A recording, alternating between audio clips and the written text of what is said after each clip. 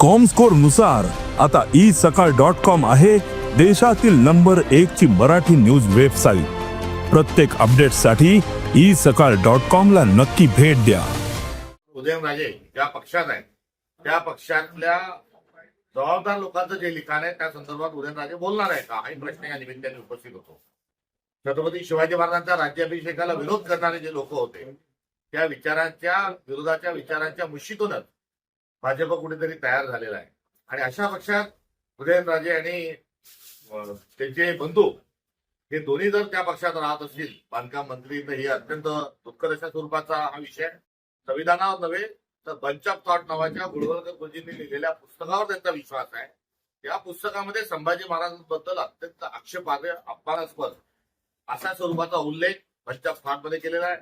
सावरकरांनी देखील तशाच स्वरूपाचं लिखाण हे संभाजी महाराजांबद्दल केलेलं आहे। उदयनराजे या पुस्तकाची होळी करणार का बंच ऑफ थॉटची, हाही प्रश्न या निमित्ताने उपस्थित होतो। आणि सावरकरांसारखं विकृत लिखाण करणाऱ्या पक्षामध्ये त्यांचा पक्ष जो समर्थन करतो त्या पक्षामध्ये ते राहणार का, हा देखील एक प्रश्न या निमित्ताने उपस्थित।